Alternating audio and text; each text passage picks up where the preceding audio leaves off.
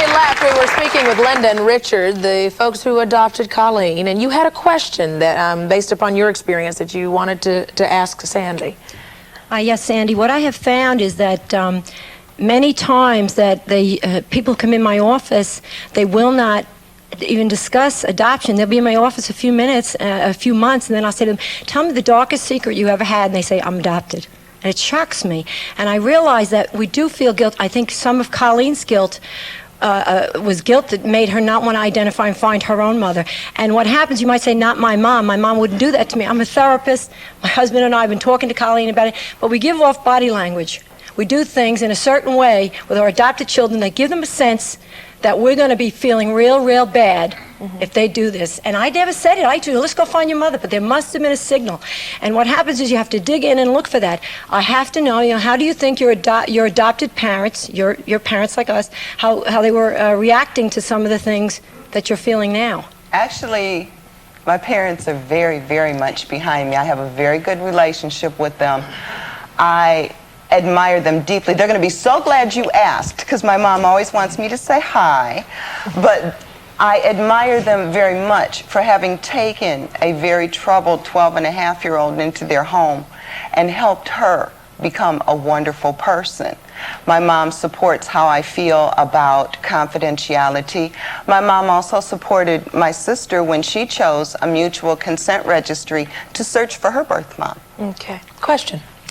I have a question for Colleen. You mentioned initially that you found it necessary, you start thinking very seriously about finding out your biological or birth parents just before you got married. I want to know why at that particular time did you decide to do that? Why not earlier?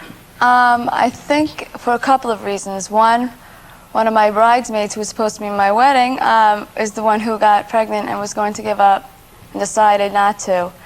And it overwhelmed me. At the same time, I was getting married, and I hear that the big events in your life are usually what triggers these kind of things. Getting married, having children, any kind of step towards, I guess, any kind of maternal feelings that are going around. Well, that's the kind of stuff you share with your mom, and you think about mom. Is that maybe what it was, or family? That could be. I never thought of that that way. Okay. Question. Yeah, I have a medical question. I can understand Sandy's need for privacy, but when someone donates sperm, there are illnesses which are genetic, which are hereditary. Shouldn't the person, the child, know this? You know, my father has a type of skin cancer which is hereditary, so I know, and I go for checkups twice a year. Shouldn't these people know the medical background? Even Margaret? Yeah, that is definitely an issue. I'm 19, I'm fixing to be 19 now, and when the donation went on that produced me, they didn't have all the genetic testing and things that they have now for babies that, will be coming of age, in the next 18 years. And so that is very much a concern for me because, AIDS wasn't even a test until, the 80s. That's right. And I was born in 75. And then when you want to have children, those are things you're going to have to be. I mean, you're not alone. There are an estimated 30,000 children born each year, the products of donated sperm. But how does a man decide to become a sperm donor, and what responsibility does he have to reveal his identity to his unknown offspring? I want you to meet now Frank and Ed. They are here to share their differing points of view as being two sperm donors themselves. Welcome, gentlemen.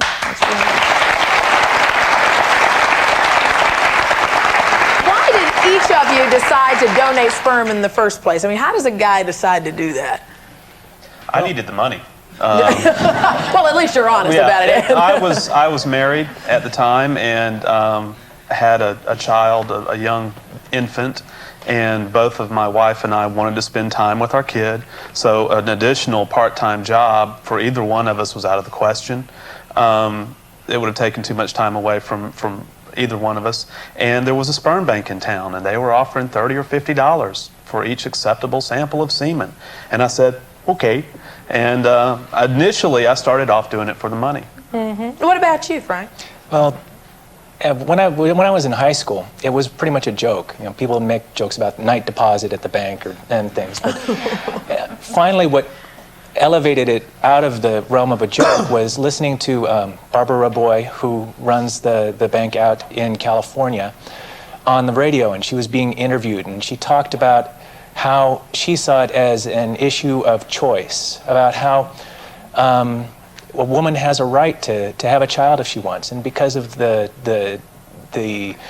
damage that people receive in our society sometimes, they can't always, sometimes the husband isn't able to produce enough sperm, or sometimes the woman can't make a relationship with him. So you were helping women have a choice to have a child. But the thing that actually put me over the edge was that this was the only place at the time that actually had donor identity release.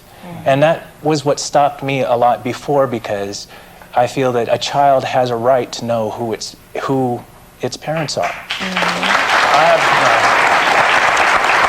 Ed doesn't agree with that. I want the definition of who, what exactly that means. I don't think it's important per se for a donor child to know my name, my address, and my telephone number. I don't think that's important. I don't think that's the issue. I think, and what I've discovered from talking with donor children and from patients and other donors. Margaret's about to jump out of her chair over there. And I hope I can address Margaret's concerns. I think she has some very good points. I think that what donor children are looking for is an emotional connection that somehow was missing from somewhere for whatever reason.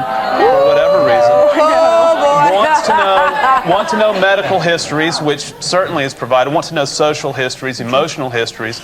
All of that type of information is provided, and I will provide, and I do provide. Hold on one second. Margaret's about to jump out of her chair, and so are about 15 people up here. So we'll be right back after this and continue this conversation.